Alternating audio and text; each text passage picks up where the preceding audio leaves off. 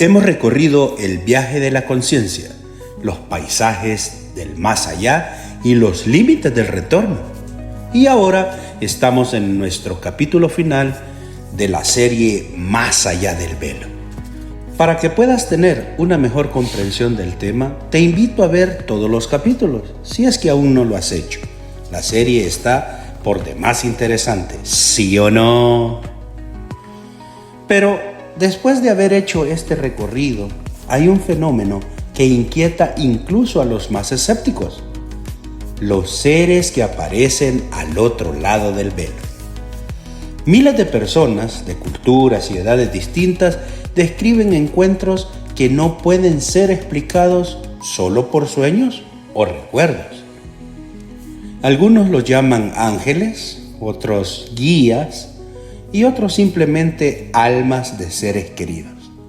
Este capítulo revelará qué dicen los testimonios científicos y personales sobre estas presencias y por qué podrían cambiar nuestra comprensión de la vida y de la muerte. ¿Quieres saberlo? ¡Claro que sí! Prepárate hasta el final, no te lo puedes perder. Amigos, bienvenidos a Tener Fe o la Razón Documentales. Les saluda a Dos Santos, su anfitrión, y en nuestra serie documental Más allá del velo, lo que veremos en nuestro último capítulo 8 es los seres del más allá, guías familiares y entidades. Sé que algunos jamás han escuchado este tipo de relatos, así que no te pierdas ni un solo capítulo y vamos, sigue aprendiendo conmigo. Hoy terminaremos de aprender este impresionante tema, que todos tenemos esa inquietud de saber qué pasa al morir. ¿Quién soy? ¿A dónde voy? ¿Qué soy? Y muchas cosas más, que lo escucharás aquí en Tener Fe o la Razón Documentales. Así que, ¿quieres saber y conocer quiénes son los seres del más allá? ¿Estás listo? ¡Comenzamos! En un mundo lleno de preguntas que nadie se atreve a hacer, existe un lugar donde la duda es bienvenida y la búsqueda de respuestas nunca termina. Aquí exploramos el misterio, la fe, la razón y todo lo que existe entre ambos. Yo soy Dos Santos y esto es Tener Fe o la Razón Documentales. Comencemos. Encuentro con familiares y amigos fallecidos. ¿Cómo es posible que una persona sin actividad cerebral consciente tenga encuentros tan precisos, coherentes y emocionalmente transformadores? ¿Será que son alucinaciones? ¿O tal vez evidencias de lo que la conciencia no muere con el cuerpo? ¿Qué puede ser? ¿Tú lo sabes? Y esto solo es el comienzo, Al final de este video tendrás tu propia opinión acerca de lo que significa más allá del velo, tus propias hipótesis, credos, etc. Sabrás opinar sobre este tema que hay más allá, pero, durante las experiencias cercanas a la muerte, SM, uno de los fenómenos más reportados y emocionalmente más intensos es el encuentro con seres queridos fallecidos. ¿Alguna vez has escuchado algo así? Estoy seguro que sí. Muchas personas relatan haber visto a padres, abuelos, hermanos o amigos, e incluso a mascotas, ¿sí o no? Con un nivel de detalle sorprendente. Su rostro exacto, la ropa que solían usar, sus gestos, su voz e incluso su forma única de mirar o de sonreír. No se presentan como figuras difusas o simbólicas, sino como presencias plenamente conscientes, cargadas de su propia identidad y, claro, su personalidad. Pero hay algo aún más inquietante. Casos documentados muestran que algunas personas describen con precisión a familiares que nunca conocieron en su vida. abuelos fallecidos antes de su nacimiento, parientes lejanos o incluso hermanos que murieron siendo ellos bebés. Al despertar, los familiares vivos confirman los detalles: ropa típica, cicatrices, carácter, información que la persona no tenía forma consciente de conocer. Pero a ver. ¿Qué dice la ciencia? Lo que estás a punto de escuchar ha sido documentado por médicos, no por creyentes, ¿de acuerdo? Así que, desde la neurociencia se ha propuesto varias hipótesis. Número 1. Activación intensa del lóbulo temporal asociado con memoria, emociones y reconocimiento facial. Número 2. Liberación masiva de dopamina y serotonina, que genera sensación de amor profundo y conexión. Y la tercera, la reconstrucción inconsciente del cerebro usando los recuerdos culturales y efectivos. Sin embargo, estas explicaciones tropiezan con un problema clave. ¿Cómo es que se generan recuerdos nuevos y precisos cuando el cerebro muestra actividad mínima o nula? Este detalle desconcertó incluso a los científicos más escépticos. Investigadores como Sam Parnia y Bruce Grayson han documentado las SM ocurridas durante un paro cardíaco, cuando el cerebro no debería de producir experiencias coherentes. A ver, veamos la perspectiva filosófica. Porque desde la filosofía de la mente, este fenómeno reabre una pregunta ancestral que dice: ¿es la conciencia solo un producto del cerebro? ¿O es el cerebro un receptor de algo más profundo? Si esto es una alucinación, es la más organizada que la mente humana haya producido. Platón hablaba del anamnesis, del recuerdo del alma. Carl Jung proponía un inconsciente colectivo donde las identidades persisten más allá del individuo. Y corrientes contemporáneas como el panpsiquismo sugieren que la conciencia no nace, sino que se sintoniza. Y lo más perturbador ocurre cuando el cerebro ya no debería de funcionar. Así que podemos ver un impacto emocional porque casi todos los testimonios coinciden en algo esencial. A ver, sensación absoluta de paz. Desaparición total del miedo a la muerte. Comunicación no verbal basada en amor, comprensión y aceptación.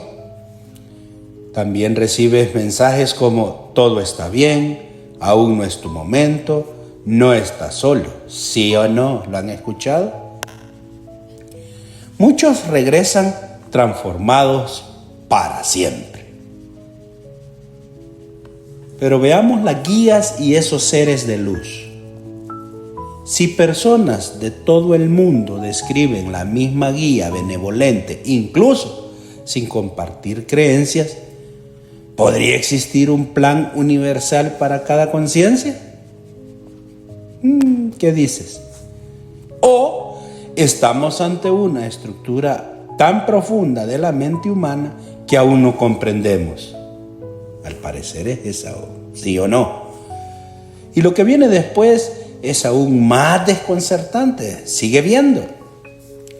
Porque más allá del encuentro con familiares fallecidos, muchos testimonios de experiencias cercanas a la muerte, SM, describen la presencia de entidades que no parecen humanas. No tienen un rostro claramente definido, no envejecen, no hablan con palabras y sin embargo se comunican con absoluta claridad, sí o no, según los testimonios. Son descritas como seres de luz, presencias etéreas o guías. Incluso en una luminosidad suave que no es cegadora, que transmite una sensación profunda de comprensión, aceptación y calma absoluta, según lo que relatan los que han vuelto de la muerte. Pero lo más importante es que no te juzgan, no te imponen las reglas y ni mucho menos que te condenan. Así que su función parece ser acompañada en orientar y proteger. Lo inquietante no es lo que ven, sino, digamos, lo parecido que es en todo el mundo. Así que existe, sí o no, porque si en todas partes del mundo, no importando el color ni la raza, te cuentan lo mismo, hay un patrón universal, sí o no.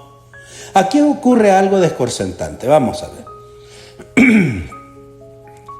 Personas de culturas, religiones y épocas distintas describen el mismo tipo de presencia. Incluso hasta los ateos describen esta presencia, ¿sí o no? Una luz consciente, una inteligencia benevolente, una sensación de ser conocido por completo y no tener absolutamente miedo. Entonces, cristianos, budistas, musulmanes o personas sin creencias espirituales, todos reportan un patrón casi idéntico, incluso cuando no esperaban encontrar nada, sí o no. Así que esto ha llevado a investigadores como Kenneth Ring y Bruce Grayson a hablar de un fenómeno transcultural. Difícil, por supuesto, de explicar solo como producto de sugestión cultural. Veamos una explicación, o tendrá una explicación científica todo esto, porque desde la neurociencia se han propuesto varias teorías. Veamos algunas. Activación del sistema límbico, responsable de las emociones profundas y el apego. Disolución del ego, generando una percepción de unidad y guía. Construcciones simbólicas del cerebro ante la cercanía de la muerte. Puede ser. Pero nuevamente surge el problema clave. ¿Por qué estas presencias parecen actuar con intención, coherencia y propósito? ¿Por qué transmiten información significativa y transformadora, no caótica? Buenas preguntas, ¿no es cierto? En muchos casos, los mensajes recibidos provocan cambios duraderos en la personalidad, valores y sentido de vida de quien regresa, ¿sí o no? ¿Estás de acuerdo tú en la explicación científica o faltará algo más? Te leo en los comentarios. ¿O es que hay algo más, mucho más que necesitamos saber? ¿Qué piensas? Déjame tus comentarios y, principalmente, sigue viendo. Veamos una mirada filosófica, ¿qué te parece? Porque desde la filosofía estas entidades han sido interpretadas de múltiples formas. Veamos algunas.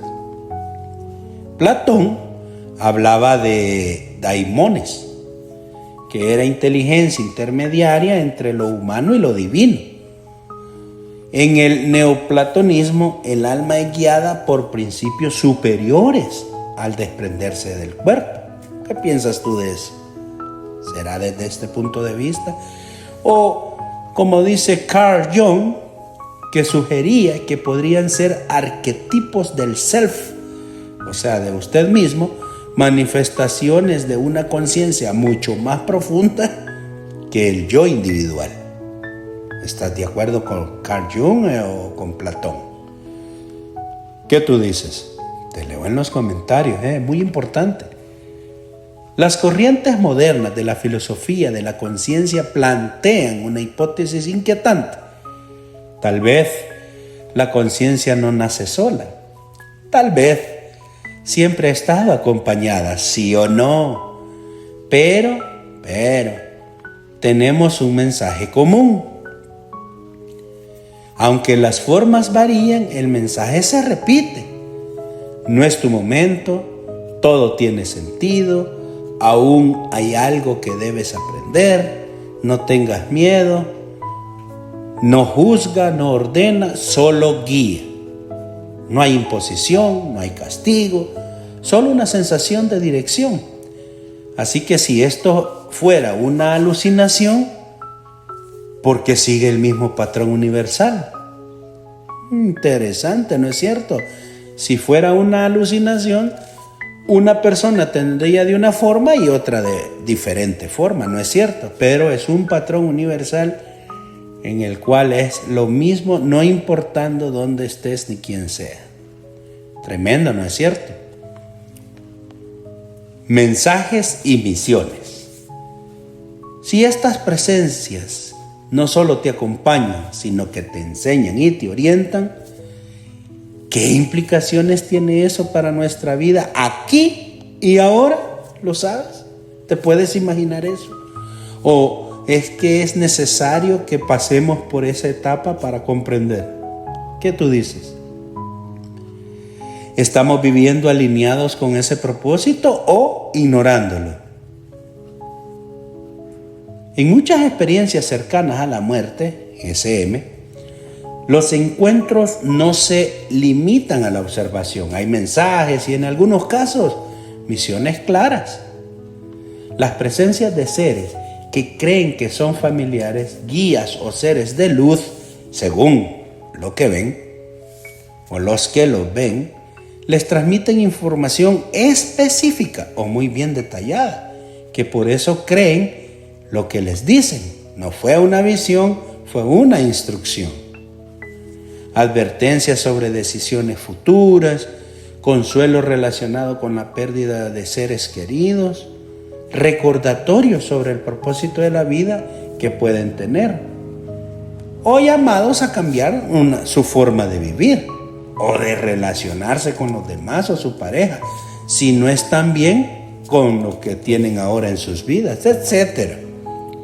Pero lo más desconcertante no es qué comunican, sino cómo lo hacen, ¿sí o no? ¿Y a ti te ha sucedido algo así? ¿O has escuchado contar este tipo de experiencias a alguna persona cercana a ti? Déjame saberlo en los comentarios. Vamos, comparte, participa y sigue viendo. Y algo muy importante es que los testigos describen con claridad absoluta, sin lenguaje verbal. Así que tenemos aquí comunicación sin palabras. No lo escuchó palabras, pero lo entendió todo. Curioso, ¿no es cierto? No hay frases, no hay sonidos, no hay interpretación. El mensaje no hablaba de éxito, hablaba de sentido. La información es instantánea y total, como si una idea completa con emoción, significado e intención fuera transferida en un solo momento. Desde la neurociencia esto plantea un dilema fascinante. Mira, el cerebro humano procesa el lenguaje de forma secuencial, pero estas experiencias se perciben como simultáneas y completas. Entonces esto ha llevado a algunos investigadores a hablar de una conciencia no local, capaz de operar fuera de los límites normales del tiempo y del lenguaje.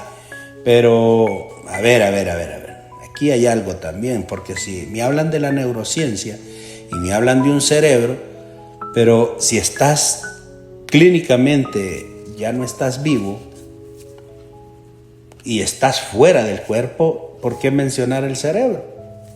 ¿Cómo comprendes todo eso si no hay cerebro? El cerebro quedó en el cuerpo.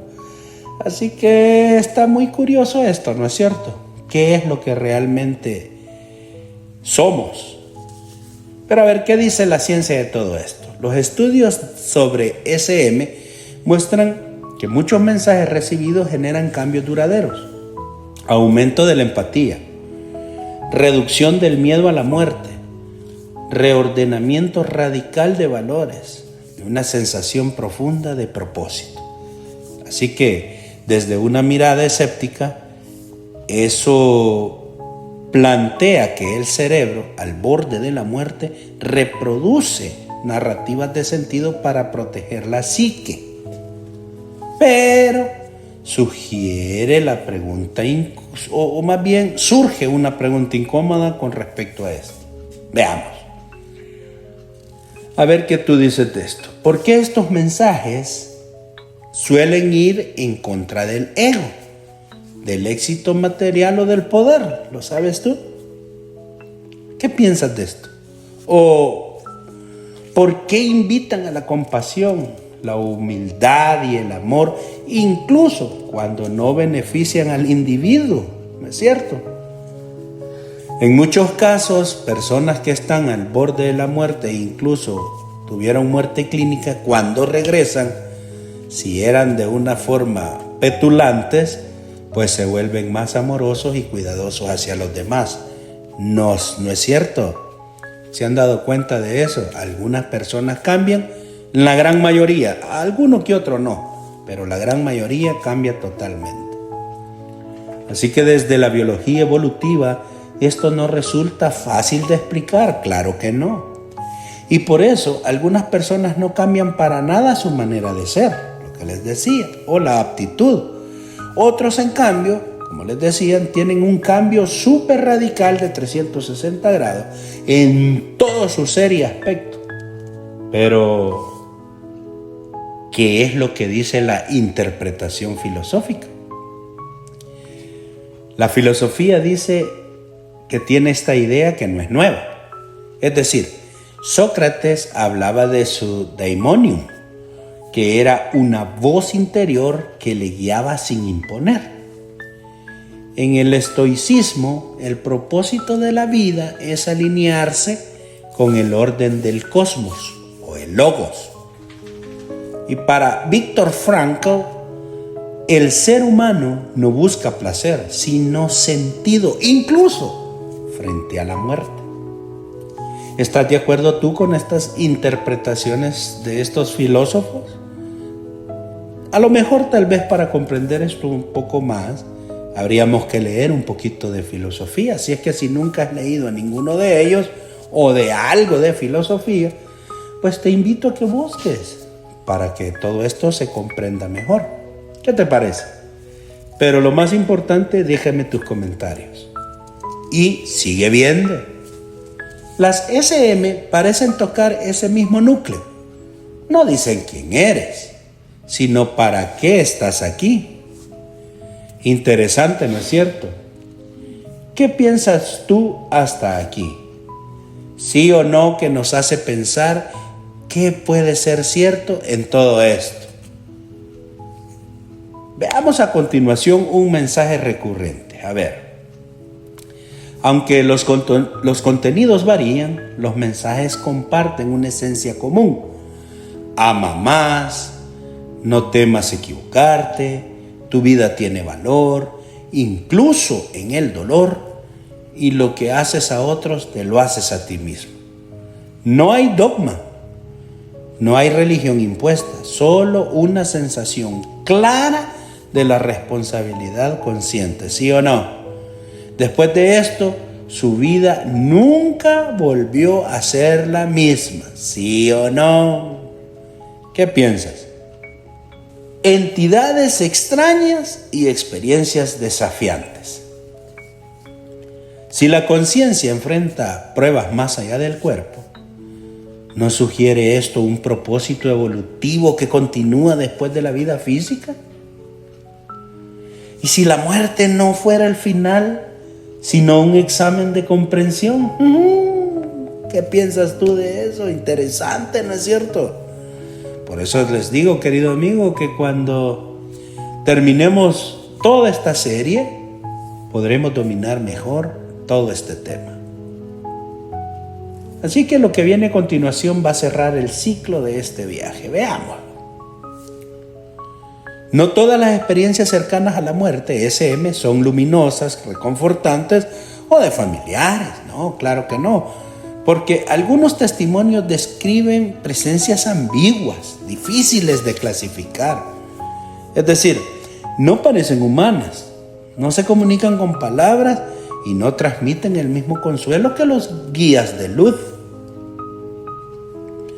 Son percibidas como sombras, formas indefinidas o fuerzas conscientes que despiertan miedo, resistencia o confrontación interior.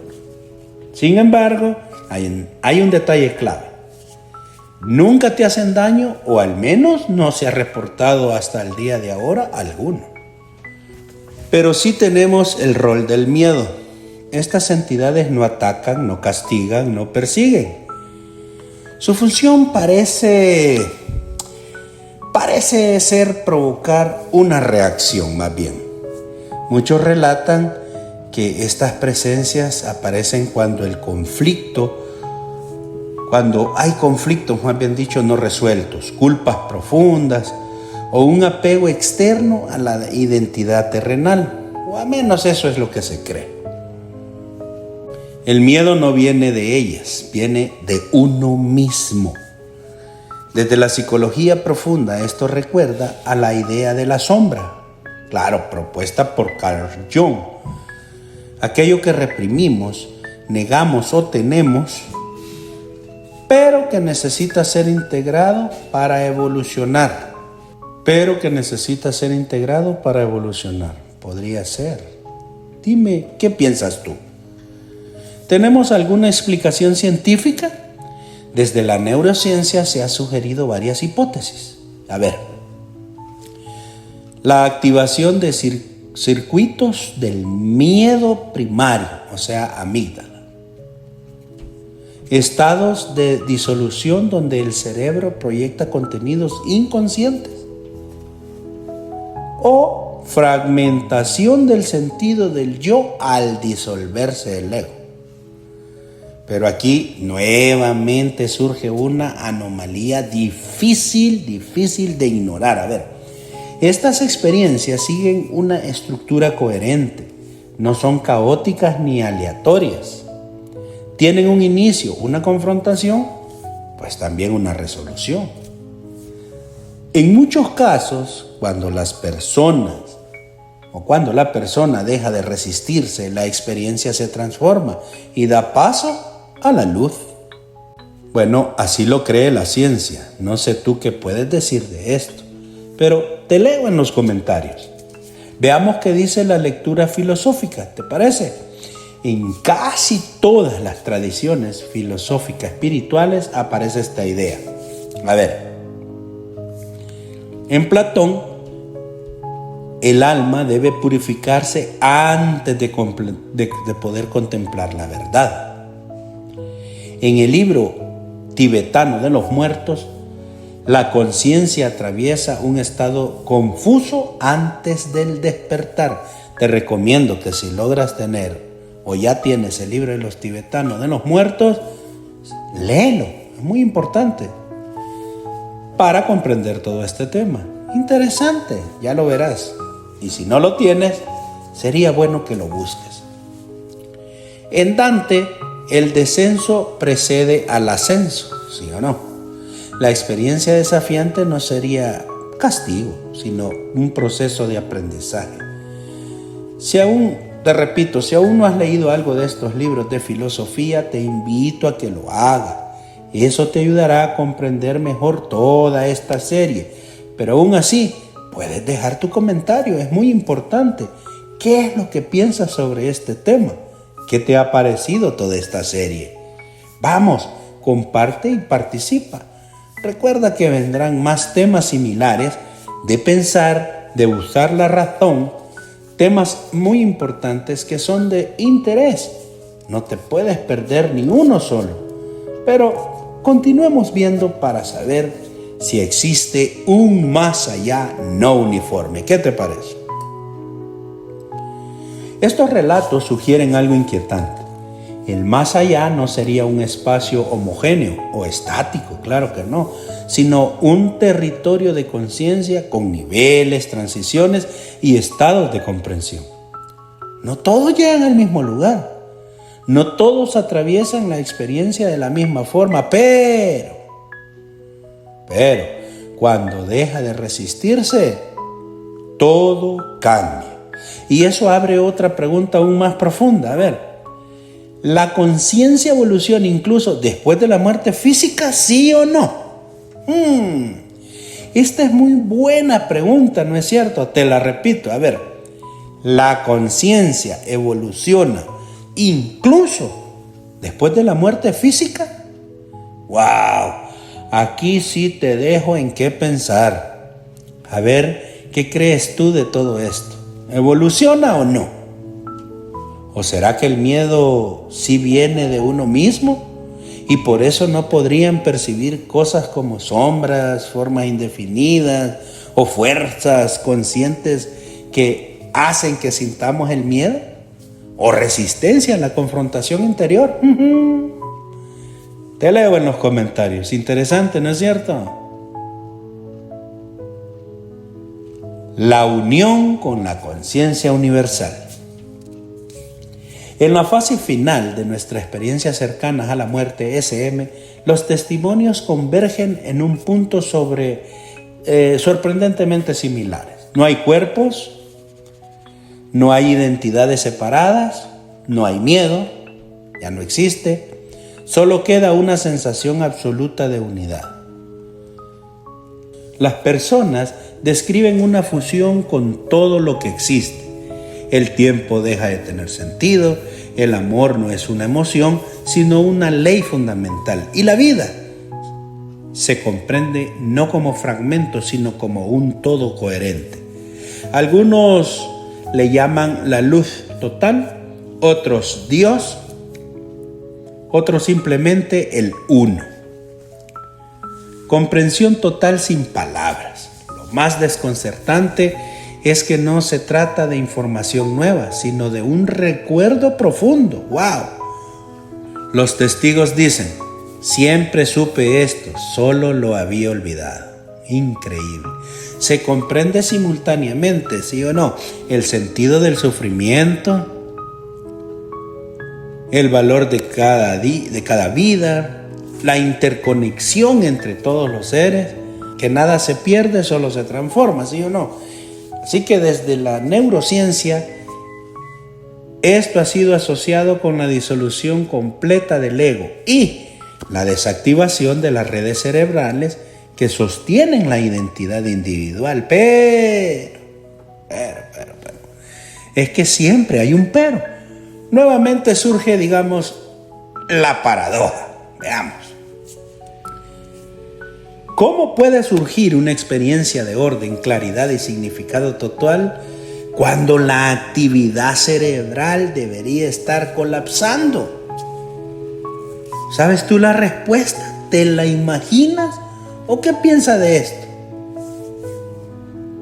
Veamos, ¿qué dice la ciencia contemporánea?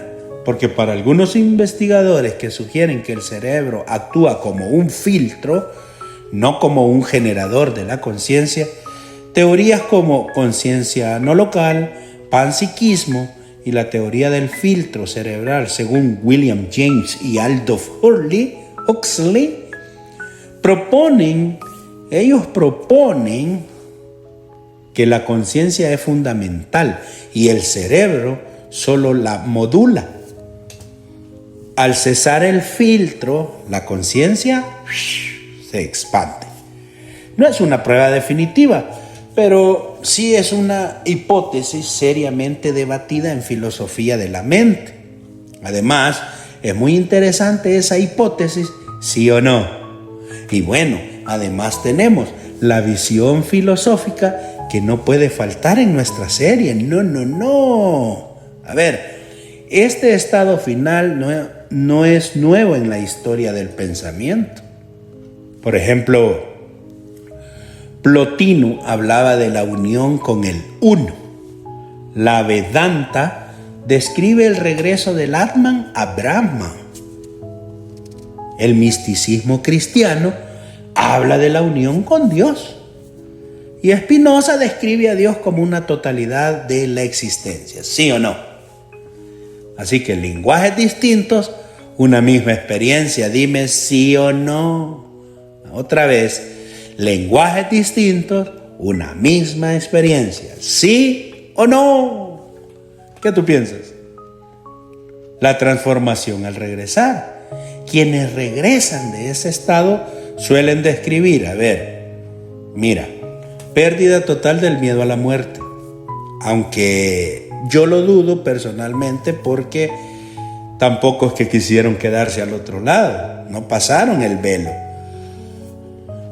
Y honestamente a esta persona, aunque diga que ya no le tiene miedo a la muerte, porque según él vio lo que hay al otro lado, si le llega el momento nuevamente, por supuesto, como algo natural en el ser humano, volverá a sentir miedo de morir.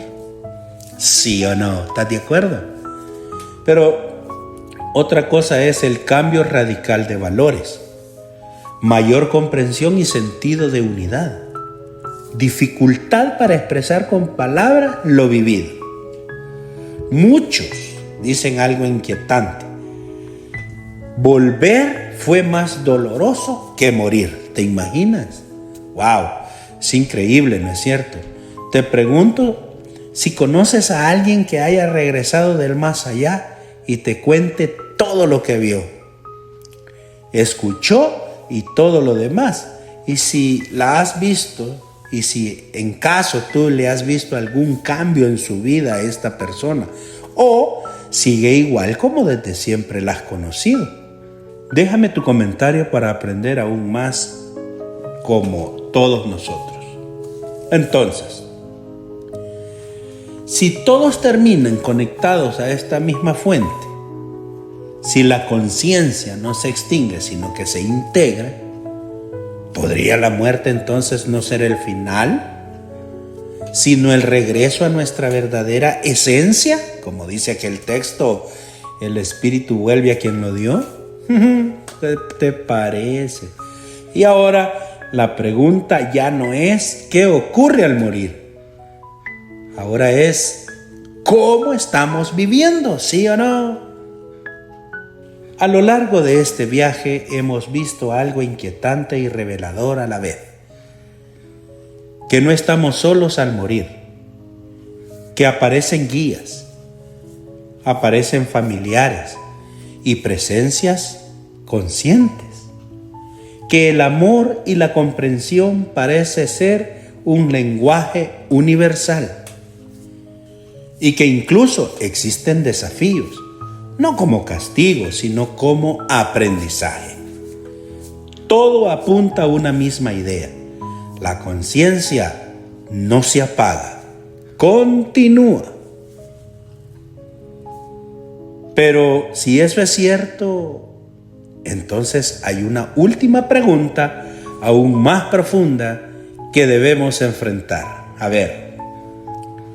Te la haré y me dejas tu comentario, tu respuesta. ¿Qué piensas?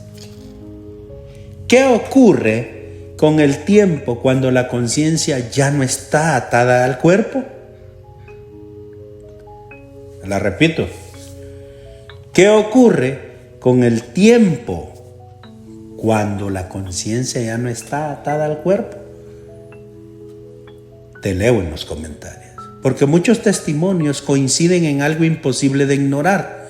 El pasado, el presente y el futuro parecen desaparecer. Todo sucede al mismo tiempo. ¿Sí o no? Por eso, en la próxima serie documental de Tener Fe o la Razón, daremos un paso más allá. Nuestra próxima serie documental será El tiempo no existe, la ilusión más poderosa que gobierna la realidad. Exploraremos por qué la ciencia moderna cuestiona el tiempo lineal. ¿Qué dice la física, la conciencia y la filosofía? Y si el tiempo es real o solo una construcción de la mente humana. Porque si el tiempo no existe, ¿cómo creemos? ¿Entonces la muerte tampoco significa lo que pensamos? ¡Wow! ¡Qué impacto!, ¿no es cierto? Tal vez no le tememos a la muerte, tal vez le tememos al despertar. Así es que nuestro misterio final, ¿qué nos espera realmente después de cruzar el umbral? ¡Wow! Un análisis de teoría, ciencias y espiritualidad sobre la vida eterna. ¿Qué te parece? Si este documental o esta serie te ha puesto a pensar, es bueno para ti, dale like, comenta y suscríbete y activa la campanita para obtener las primicias en nuestros próximos temas que serán de mucho interés para ti. No te puedes perder ni un solo capítulo, ¿sí o no? Así que amigos, hasta que termina la serie de Más allá del velo, ¿qué te ha parecido? Déjame tus comentarios y dame tu opinión ahora. ¿Qué es morir? ¿Qué nos espera después? Según las creencias de muchos relatos científica y filosóficamente. ¿Cuál es tu pensar? Te leo. Gracias por acompañarme, soy Dos Santos y esto es Tener Fe o la Razón, documentales. ¡Ey! El viaje apenas comienza, porque para entender el alma debemos atrevernos a mirar más allá del velo. Y recuerda, haz el bien y no mires a quién. Hasta la próxima.